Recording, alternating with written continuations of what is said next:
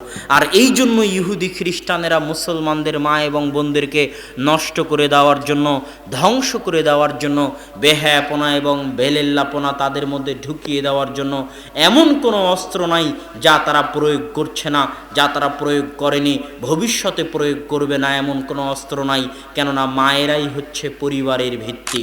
একটি পরিবার, একটি দেশ, একটি সমাজ সংশোধনের সবচেয়ে বড় মাধ্যম হচ্ছে মা, সবচেয়ে বড় মাধ্যম হচ্ছে বোন, সবচেয়ে বড় মাধ্যম হচ্ছে নারী। মায়েরা যদি ধ্বংস হয়ে যায়, মায়েরা যদি নষ্ট হয়ে যায়, নারীরা যদি ধ্বংস হয়ে যায়, নারীরা যদি নষ্ট হয়ে যায়, তাহলে ওই পরিবার, ওই সমাজ, ওই দেশকে ভালো করার আর কোনো উপায় নাই। এই জন্যই একজন বড় যোদ্ধা বলেছিল, তোমরা আমাকে ভালো মা দাও, আমি তোমাদেরকে শিক্ষিত এবং ভালো জাতি উপহার দেব। আর এই জন্য ইহুদি খ্রিস্টানেরা মুসলমানদের মা এবং বোনদেরকে নষ্ট করে দেওয়ার জন্য, ধ্বংস করে দেওয়ার জন্য, বেহায়াপনা এবং বেলেল্লাপনা তাদের মধ্যে ঢুকিয়ে দেওয়ার জন্য এমন কোনো অস্ত্র নাই যা তারা প্রয়োগ করছে না, যা তারা প্রয়োগ করেনি, ভবিষ্যতে প্রয়োগ করবে না, এমন কোনো অস্ত্র নাই। কেননা মায়েরাই হচ্ছে পরিবারের ভিত্তি। একটি গাছকে মানুষ করার জন্য যেমন গাছের গোড়ায় পানি ঢালতে হয়, বেড়া দিতে হয়, ঠিক তেমনি একটি পরিবারকে মানুষ করার জন্য ওই পরিবারের গোড়ায় পানি দিতে হয়। আর এই পানি দানকারিণী হচ্ছে মায়েরা, স্ত্রীরা। যেমনটা খাদিজা রাদিয়াল্লাহু তাআলা আনহু আল্লাহর রাসূলের পরিবারের গোড়ায় পানি ঢালতেন। আল্লাহর রাসূল যখন হেরা গুহা থেকে ফিরে আসলেন, তখন খাদিজাই হচ্ছেন সেই মহিলা যিনি আল্লাহ রাসূলকে অভয় বাণী দিয়েছিলেন যে ইনশাআল্লাহ ওয়াল্লাহি কাল্লা ওয়াল্লাহি, আল্লাহর কসম কখনো নহে, আল্লাহ আপনার ক্ষতি করবেন না, আল্লাহ আপনার ধ্বংস করবেন না, আপনি ভয় পাবেন না। খাদিজা রাদিয়াল্লাহু তাআলা আনহা ওই মহিলা যিনি প্রথম ঈমান আনয়নের মাধ্যমে আল্লাহ রাসূলের সঙ্গী এবং সাথী হয়ে গেছিলেন। আল্লাহ রাসূলের বিপদে আপদে পরামর্শ দিয়ে, উৎসাহ দিয়ে, সাহস দিয়ে, অর্থ দিয়ে, টাকা পয়সা দিয়ে রাসূল সাল্লাল্লাহু আলাইহি ওয়াসাল্লামকে সার্বিক সহযোগিতা করেছেন। এই জন্য যে বছর খাদিজা রাদিয়াল্লাহু তাআলা আনহা মারা যান, সেই বছরকে বলা হয় আমুল হুজুন, আল্লাহ রাসূলের জন্য দুঃখ কষ্টের বছর। সম্মানিত উপস্থিতি, এই জন্য মায়েরা, নারীরা, বোনেরা হচ্ছে পরিবারের গোড়ায় পানি দান করার মতো। ইব্রাহিম আলাইহিস সালাতু ওয়াস সালামের পরিবার হচ্ছে পৃথিবীর মাটিতে সবচেয়ে আদর্শ পরিবার। ইব্রাহিম আলাইহিস সালাতু ওয়াস সালামের পরিবার হচ্ছে আসমানের নিচে জমিনের উপর সবচেয়ে আদর্শ পরিবার। আপনি বলবেন মুহাম্মদ সাল্লাল্লাহু আলাইহি ওয়াসাল্লাম তাহলে কই গেলেন? আমি বলবো মুহাম্মদ সাল্লাল্লাহু আলাইহি ওয়াসাল্লাম নিজেও ইব্রাহিম আলাইহিস সালাতু ওয়াস সালামের পরিবারের অংশ। ইব্রাহিম আলাইহিস সালাতু ওয়াস সালামের পরিবারকে আল্লাহ পৃথিবীতে এমনভাবে কবুল করে নিয়েছেন, এমনভাবে কবুল করে নিয়েছেন যে ইব্রাহিম আলাইহিস সালাতু ওয়াস সালামের পরে কিয়ামত পর্যন্ত মুহাম্মদ সাল্লাল্লাহু আলাইহি ওয়াসাল্লাম পর্যন্ত আল্লাহর কোনো নবী ইব্রাহিম আলাইহিস সালাতু ওয়াস সালামের বংশের বাইরে দেননি।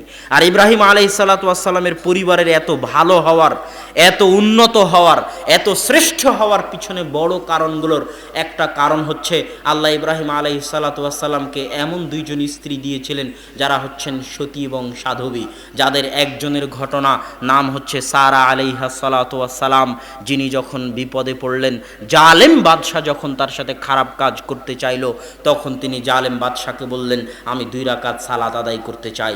আল্লাহর নিকটে দোয়া করার, আল্লাহর নিকটে সাহায্য করার সবচেয়ে বড় মাধ্যম কি? আল্লাহর নিকটে মোনাজাত করার সবচেয়ে বড় মাধ্যম কি? সালাত শব্দের শাব্দিক অর্থ কি? দোয়া করা। মানে সালাত শব্দের শাব্দিক অর্থ হচ্ছে মোনাজাত করা। সালাত শব্দের শাব্দিক অর্থ কি? মোনাজাত করা। জোরে বলেন তো, সালাত শব্দের শাব্দিক অর্থ কি? মোনাজাত করা। আসমানের নিচে জমিনের উপরে আল্লাহর কাছে মোনাজাত করার সালাতের চাইতে আর বড় কোনো মাধ্যম আছে? আল্লাহু আকবার বলে মোনাজাত শুরু হয়, মানে সালাত শুরু হয়, আর আসসালামু আলাইকুম বলে মোনাজাত শেষ হয়।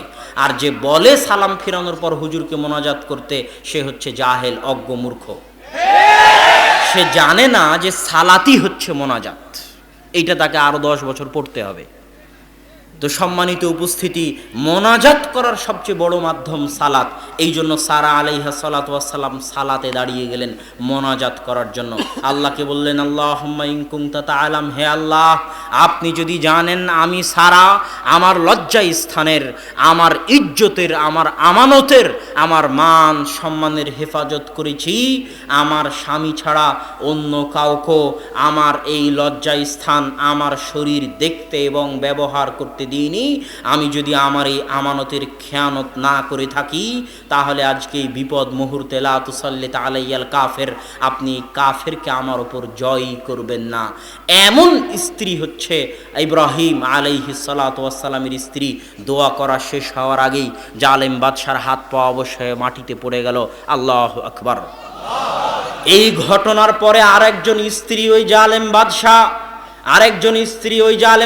ইব্রাহিম আলাইহিস সালাতু ওয়াস সালামকে দিলেন, যার নাম হাজেরা।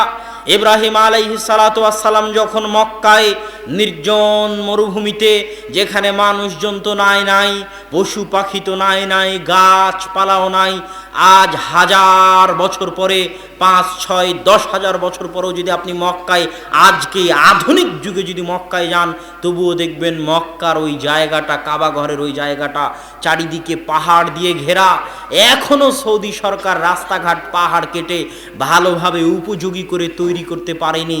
এমন একটা দুর্গম মরুর শহর, মরুর জায়গা, যেখানে মানুষের বসবাস করা, মানুষের যাওয়া এবং থাকা আজও কঠিন।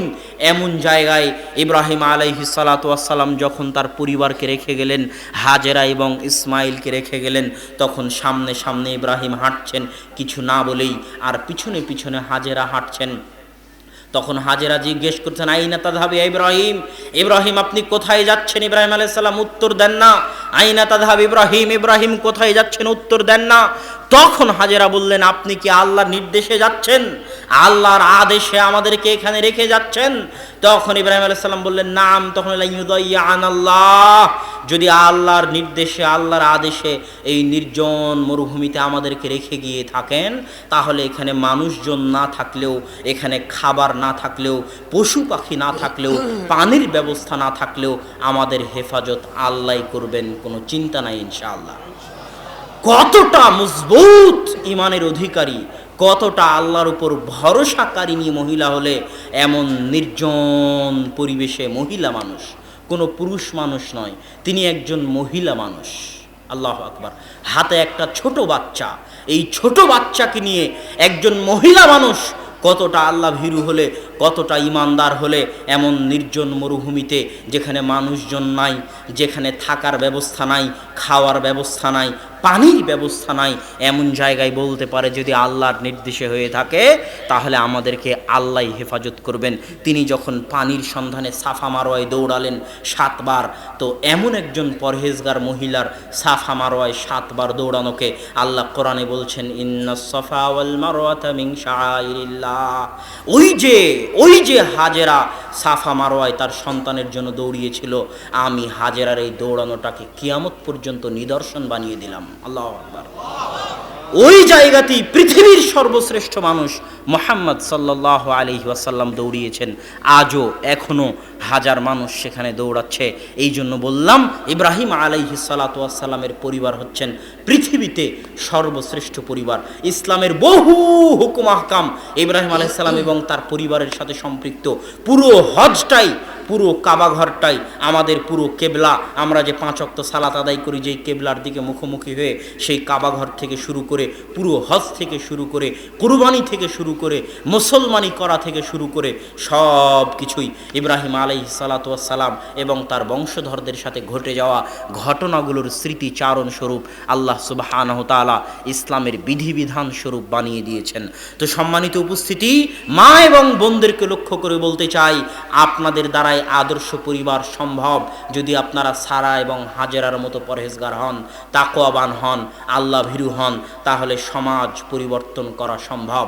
এই ধরনের আল্লাহর প্রতি বিশ্বাসী, আল্লাহর প্রতি ভরসাকারী এবং আল্লাহ সুবহানাহু তাআলার বিধিবিধান পালনকারী, বেহায়াপনা বেলেল্লাপনা থেকে মুক্ত থাকা সারা যেমন নিজের ইজ্জতের হেফাজত করেছেন, আপনি যদি আপনার ইজ্জতের হেফাজত করতে পারেন, হাজেরা যেমন আল্লাহর ওপর ভরসা করেছেন, আপনি যদি তেমন আল্লাহর ওপর ভরসা করতে পারেন, তাহলে সারার দোয়া যেমন আল্লাহ সাথে সাথে শুনেছে, আজও পৃথিবীতে যদি এমন মা আপনারা হতে পারেন যারা কোনোদিন পর পুরুষের সাথে অবৈধ সম্পর্কে লিপ্ত হননি, আপনার কণ্ঠ কোনোদিন পর পুরুষ শোনেনি, আপনার সাথে কোনোদিন পর পুরুষ প্রেমালাপ করতে পারেনি, তাহলে আপনার মুখ দিয়ে বের হওয়া দোয়া যেমন সারার মুখ দিয়ে বের হওয়া দোয়া আল্লাহ সাথে সাথে কবুল করেছেন, আপনার মুখ দিয়ে বের হওয়া দোয়াও আল্লাহ সাথে সাথে কবুল করবেন ইনশাআল্লাহ। এই জন্যই আমি যুবকদেরকে বলি, যুবক তুমি প্রেম করে কেন বিবাহ করতে গেলে, তুমি অবৈধ সম্পর্ক করে কেন বিবাহ করতে গেলে, যুবক এমন মেয়েকে বিবাহ করো যেই মেয়ে কমসে কম দোয়া করলে আল্লাহর দরবারে কবুল হওয়ার সম্ভাবনা থাকবে। আর এই ধরনের অপবিত্র যে বিবাহের পূর্বেই তোমার সাথে প্রেমে লিপ্ত হয়েছে, সে বিবাহের পরেও আরেকজনের সাথে প্রেমে লিপ্ত হবে, এদের দোয়া আল্লাহ কবুল করবে না। তোমার সন্তানের জন্য দোয়া করার মতো স্ত্রী যদি তুমি বাছাই না করতে পারো, তোমার সন্তান যখন বিপদে পড়বে তখন জায়নামাজ বিছিয়ে আল্লাহর দরবারে হাত পেতে কান্দাকাটি করার মতো স্ত্রী যদি বাছাই না করতে পারো, তাহলে যুবক তোমার জীবনের 16 আনাই বৃথা, তোমার জীবনের পুরোটাই মিছে। অতএব নিজে পবিত্র থেকে পবিত্র স্ত্রীর অনুসন্ধান করো, যার সাথে প্রেম থাক, তওবা করে ফিরে আসো এবং পবিত্র পরহেজগার মেয়ে বাছাই করো, যাতে কমসে কম জায়নামাজ বিছিয়ে আল্লাহর দরবারে হাত পেতে 2 রাকাত সালাত আদায় করে তোমার সন্তানের জন্য, তোমার জন্য আল্লাহর দরবারে দোয়া করতে পারে। এমন মা, এমন স্ত্রী যদি পরিবারে না থাকে, তাহলে সেই পরিবার মাঠে মারা গেছে। এই জন্য মা এবং বোনদেরকে অনুরোধ, যুবক ভাইদের নিকটে অনুরোধ, যে আমরা আল্লাহ সুবহানাহু ওয়া তাআলার বিধিবিধান মেনে নিজেদের জীবন পরিচালনা করার চেষ্টা করি। আল্লাহ আমাদের তৌফিক দান করুক। আল্লাহুম্মা আমিন।